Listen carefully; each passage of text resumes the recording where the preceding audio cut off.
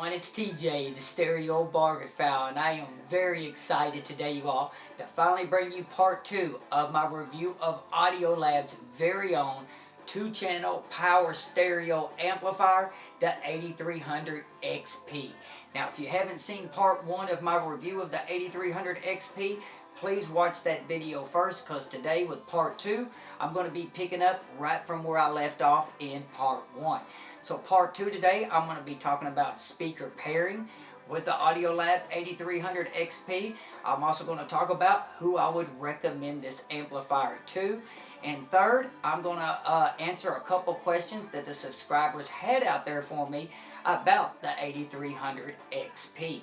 And at the very end of this video, I want to talk just a little bit more about this sweet little integrated amplifier, the Audiolab 6000A, which one awesome feature with the 6000A integrated amplifier is that it has this pure preamp direct mode.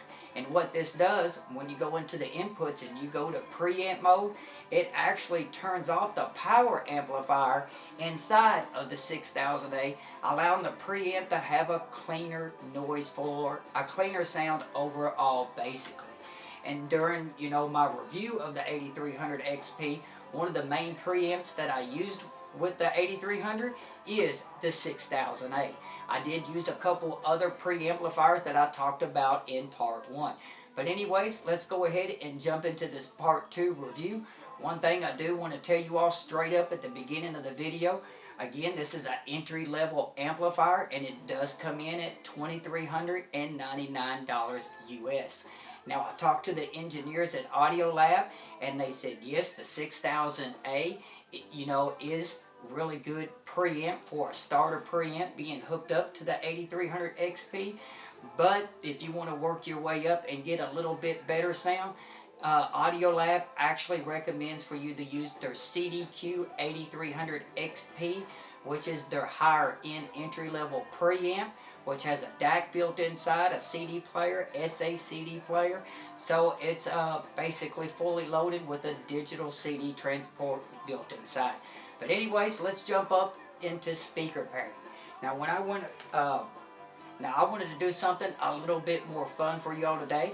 If you look over here in your back right-hand corner, you will see I have my Yamaha AS1100 2-channel pure analog integrated amplifier. Now, that is my reference integrated amplifier, and I've done a little comparison against the Audiolab 8300 XP for you all in part 1. And it's basically the only amplifier that I had in that same, level of performance to compare against the 8300 XP. But anyways, I told you all I really couldn't pick between the two. People kept asking me that question because I told you all it's really going to come down to the synergy that your speakers have with either or of the amplifiers, and what you like as your personal synergy. But for me myself, I'm going to go ahead. I went through 10 different sets of speakers. Yes, you all went through 10 different sets of my speakers, and I just wanted to see which speaker I like best with either the Audiolab or the Yamaha AS1100. And I was like, why not talk about this on video, and maybe people will get a better understanding of the overall sound character of the 8300 XP. So I'm going to start off with it. The speakers I like better paired up with the 8300 XP in conjunction with the 6000A as a preamp. First off, my JBL Studio 530s and my JBL Studio 580s. Also, my Klipsch Reference Premier 160 monitor speakers, my Triangle Esprit Easy Comets, and last but not least, my Pioneer FS52 tower speakers. Now, all of those speakers I preferred with the Audiolab over the Yamaha. Now I'm going to get to the speakers I like better that I have with my Yamaha AS1100. The first one, my Polk Audio LSIM 703s. Second, a new speaker I just got in, I'm going to review here in the next couple of days, which is the ELAC UB52s. Third, my KEF Q100s. Now, I want to say something about KEF real quick. I am a huge KEF fan, and actually that speaker sounded good with the Audiolab and the Yamaha, they both had good synergy with it, but I did like the Yamaha just a little bit better with that KEF speaker. Also, my Triangle Borea 3s. Oh my goodness, you all. That speaker is like $549 US. And when I had it hooked up to the Yamaha AS1100, I'm going to tell you all straight up. Whoa, man. That was very impressive. Alright. Also, with the Yamaha AS1100, I prefer to have my Pioneer HPM 100s from 1976. They're a four-way, 75 pounds each speaker, and I do prefer the Yamaha hooked up to them. So that just goes to show you all, it's really, you know, when comparing amplifiers, it's really going to come down to the speaker's synergy overall. So now I want to talk about who would I recommend the Audiolab 8300 XP2. Well, first off, I want to go ahead and tell you, you know, I used my budget speakers with the 8300 and my entry-level speakers. You know, speakers all the way from $300 US all the way up to $2,200 US. And one thing I can tell you all, let's just use for example my Klipsch Reference Premier 160 monitor speakers. Very easy to drive speaker. I had the speaker hooked up just to the 6000A Audiolab integrated amp all by itself, and then I hooked it up to the big 8300 XP. And the difference in performance, basically talking about scaling up with the majority of my budget speakers, you know, having a smaller integrated amp versus the bigger integrated amp, with the 8300 XP, I got a gain of a max gain of about 10% with my budget speakers. You know, speakers costing, you know, about $600 and less to get 10% better performance, and buying an amplifier at $2,399. Well, I really wouldn't, what I'm getting to is I wouldn't recommend this amplifier for a budget speaker. Because once I stepped up to like an entry-level speaker, like my $1,400 US speaker, my Triangle Esprit Easy Comments. Now that speaker is 90 dB efficient, meaning it's easy to drive. I could drive it with just the 6000A. They have a very good pairing together. But when I incorporate the 8300 XP, whoa man, that Triangle Esprit Easy Comment really scaled up. You know, just using the 6000A sounded good. But moving up to the 8300 XP, I got a gain of like 15 to 20%. So if I was going to recommend the Audiolab 8300 XP to someone, it would be someone that has at least an entry-level speaker or better, you know, up to high end, you know, to get the best bargain for your money. Another person I would recommend the 8300 XP2, adding to that, is somebody that is looking for an amplifier that is very well balanced, very clean, and clear sounding altogether, meaning this isn't a very colorful sounding amplifier. And there are people out there that, you know, with their preamp or their transport, whether it be digital or analog, in their speakers, maybe they like the sound of the preamp. Maybe they have a two-valve preamp, and they're looking for a power amp that still has that full flesh and body sound, good torque down low, and but they're looking for an amplifier that isn't going to add color to their hi-fi system, meaning that's going to add color to what's coming out of their speakers. If you're somebody looking for an amplifier that just basically gets out of the way, just adding a little bit, I'm telling you, a very little bit of warmth overall, and that's it, well then yes, I would recommend the Audiolab 8300 XP to that person. But anyways, I'm going to pause the video real quick and take a short break, which will be 4 or 5 seconds for you all, and I'll be right back.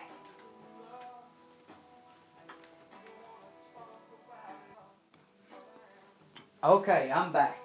Getting ready to answer some questions that the subscribers have out there for me. But one thing I want to talk about that I haven't talked about in part 1 was how do I feel about the 8300 XP's performance to its price point of being $2,399 US. Because a lot of people out there like myself that work paycheck to paycheck, that's a lot of money. And when it comes down to price to performance, if you're using the 8300 XP just for 2-channel music listening, I think the price is a fair price. Nothing less, nothing more. You're basically getting what you pay for. But if you want the biggest bang for your buck, in my opinion, with the 8300 XP, one of the cool features that it has that I showed you on part 1 is you have fully balanced XLR inputs and you have single-ended. But not only that, you can switch between the two. So you could actually have your 2-channel preamp, and if you have a home theater receiver that has front channel pre-outs, you could run, one through the XLR or your music 2-channel preamp through, single-ended RCA or vice versa. That way you get 2 uses. Now if you're using this for home theater and music, yeah, then this comes more of a better deal. You're going to get a bigger bang for the buck. But I do think that's one thing that is really awesome about the 8300 XP. Now, I'm going to answer some questions out there that the subscribers had, and I want to do this real quick. So I even wrote down my answers so I wouldn't miss on anything. So the first question we have, I'm just going to call him Mr. A29H. TJ, I have a question. Does the 8300 XP have better texture overall than your Yamaha AS1100? Well, that is a very good question.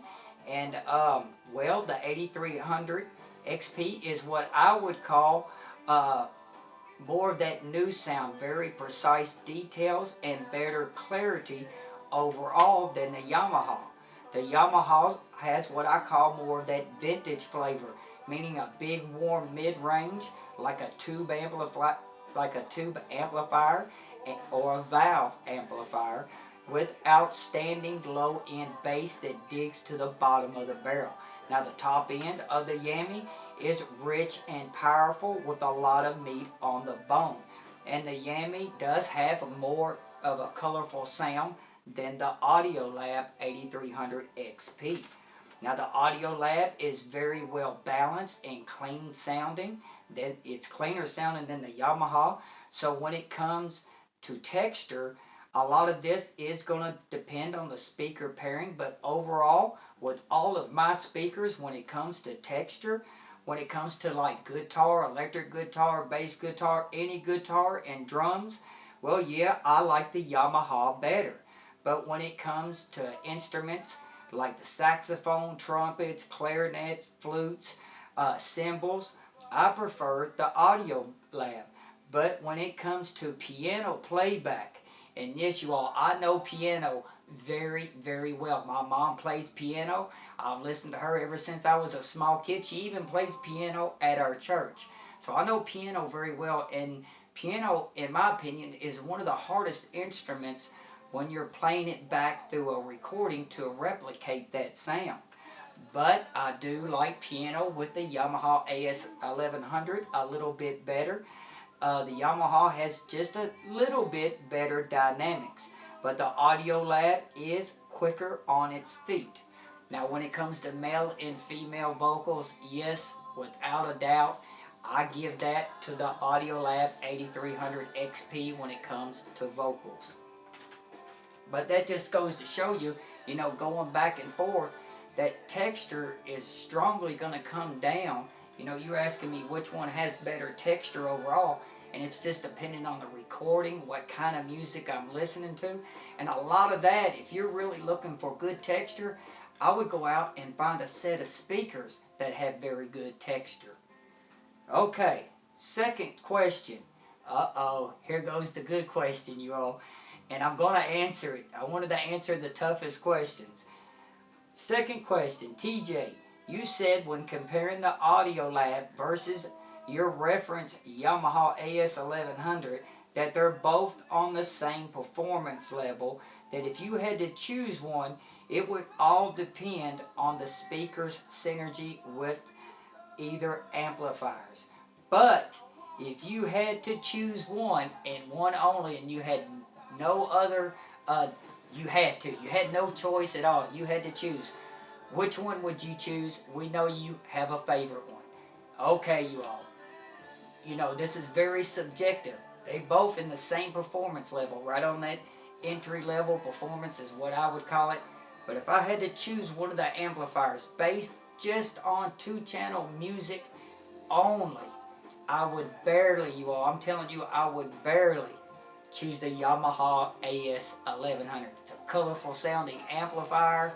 Um, it does sound completely different than the 8300 XP. I do love the 8300 XP also. Speaker pairing is still huge, but if it come down to picking one of the amplifiers to use for both music and home theater, which both of these amplifiers will do. The Yamaha does have direct amp mode that you can use with home theater also. I have done that. I've done it with both of them. I used both of these amplifiers on home theater.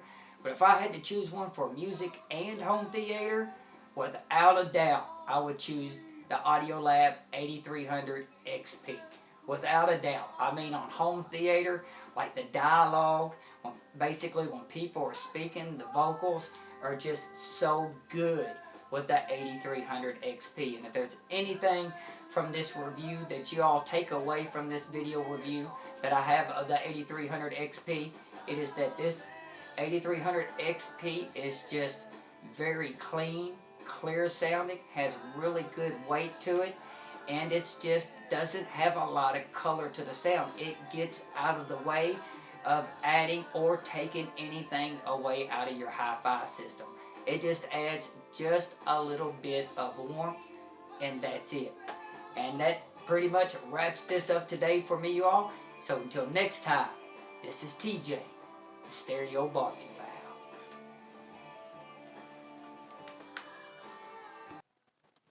Okay, now for the bonus section. First, I want to say I highly recommend that you never open up any of your all's amplifiers. This can be very dangerous, and I don't want to be responsible for it. But one of the mistakes that I made in part 1 of my review of Audiolab's 8300 XP is I told you all the amplifier weighed 38 pounds. I was wrong about that. The amplifier actually weighs 35 pounds. The 38 pounds I was mentioning was actual shipping weight. And another thing I will say is that the Audiolab 8300 XP and the Yamaha AS1100, both of them have very good build quality. Look at that big 700 VA toroidal in this Audiolab. Oh yeah, baby. Look at the attention paid to detail with the speaker output wire. Audiolab even twisted their high purity copper, and all the ends, there's no wires. They use heat shrink wrap or tape on everything. Then we have these really nice Japanese BJTs. Those are Sankins. Very well built. Again, a lot of niche cons. Here's your input board. Fully balanced XLRs and single-ended.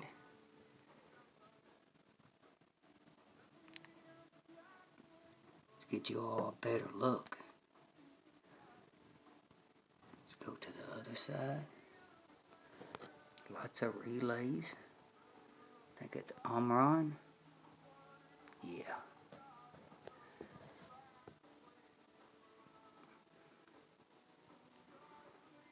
Underneath.